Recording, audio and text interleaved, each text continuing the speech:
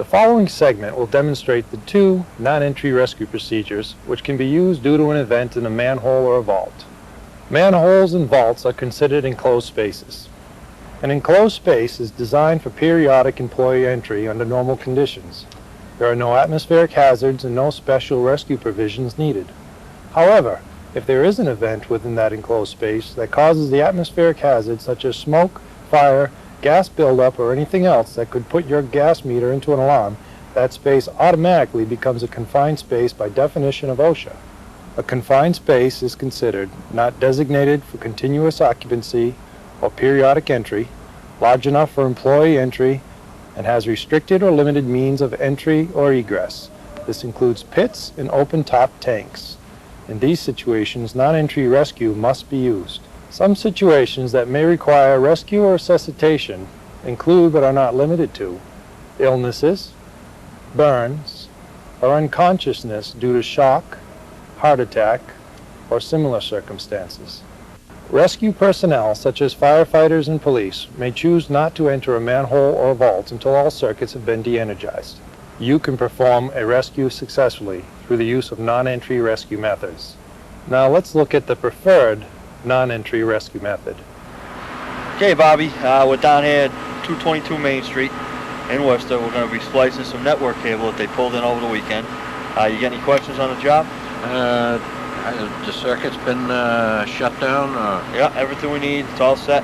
All right, so we're ready to go then. Okay, well, you put on your harness. I'll set up the rescue device, and then we'll get the gas monitor, get what we need for the job, and we'll get set up. Sounds good. Okay.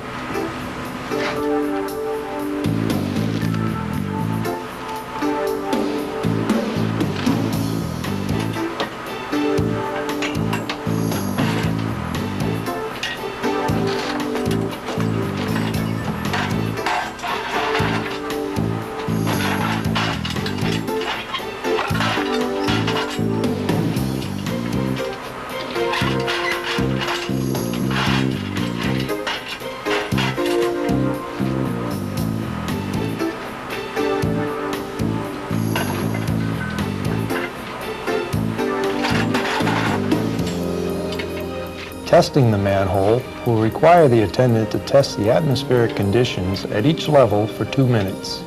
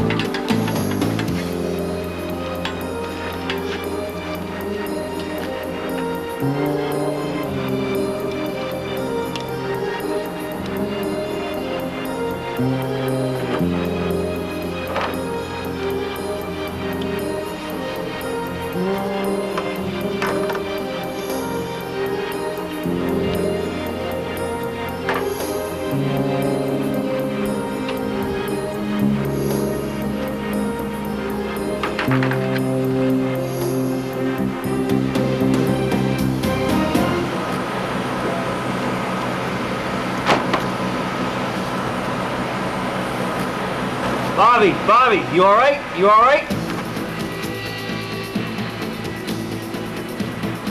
Code Blue call is made.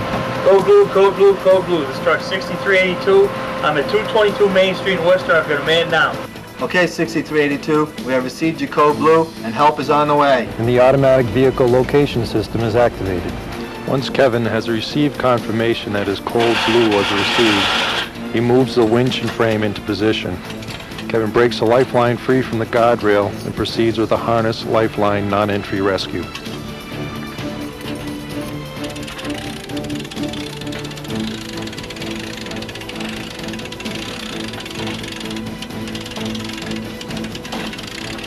Kevin can now raise the victim out of the manhole. Once the victim is about 2/3 out of the manhole, you can tip the frame back as you see here.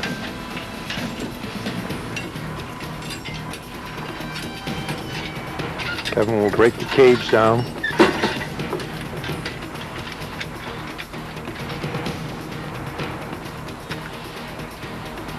And check the victim's vital signs and begin CPR if necessary. He'll then continue until help arrives. Now that you've seen our preferred method, let's take a look at our alternate method when a lifeline is not feasible. Okay, Bobby, we're here at 222 Main Street in Worcester. We're going to be splicing some network cables that they had pulled in over the weekend. We were here on Friday with Mark, and we decided there's a transformer in the hole, so we're not going to have you tethered. I'm going to set up the pole, and we'll use that method instead of the tether. All right, sounds good. Okay, we're all set. Yep, Get going.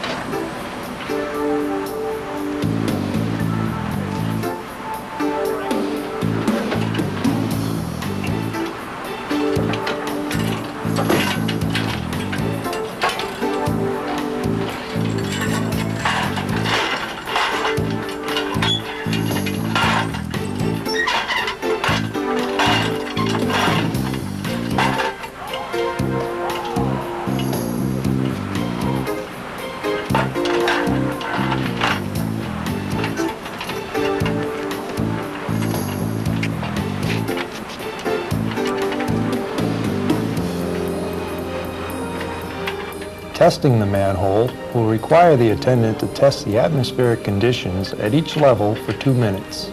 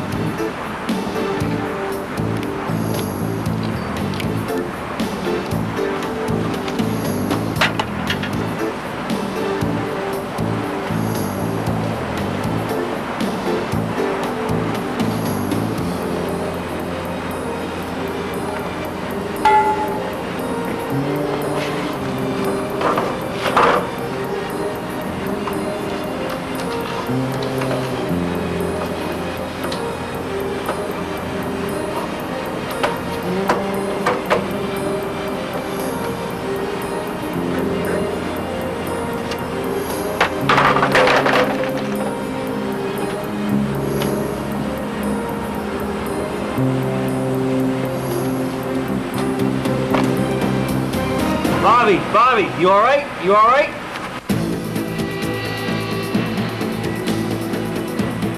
Code blue call is made. Code blue, code blue, code blue. This truck's 6382. I'm at 222 Main Street in Worcester. I've got a man down. And the automatic vehicle location system is activated. Kevin grabs a rescue pole and extends it into the manhole to attach to Bob's shoulder.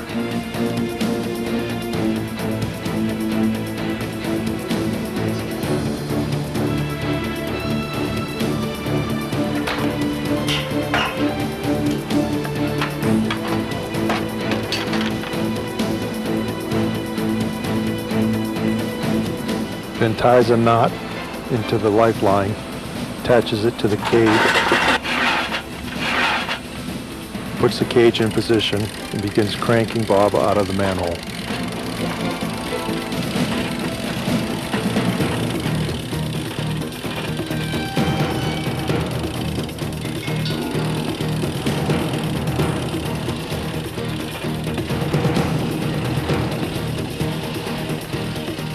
Once the victim is raised 2/3 of the way out of the manhole, the cage is tilted back as shown here.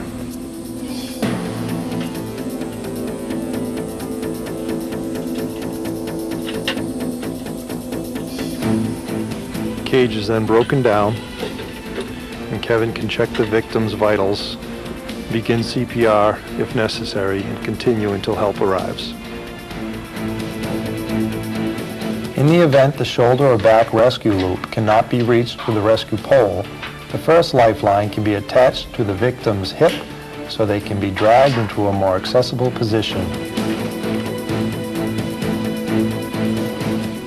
The first lifeline would then be set clear of the hole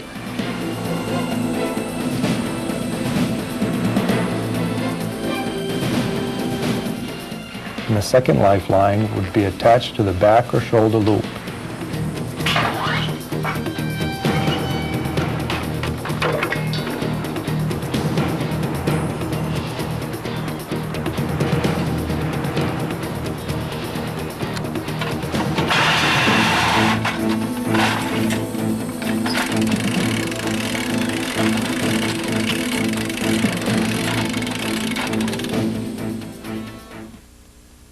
Let's review the important points of non-entry manhole rescue. Proper job briefing and work area protection is all in place. The guardrail, winch, and pole, if required, are all in place and the worker's FR clothing and harness are on. At the first sign of trouble, the code blue call is made and the AVL is activated. The rescue can begin without the rescuer entering a potential hazardous condition. If needed, the rescuer can perform CPR and continue until help arrives.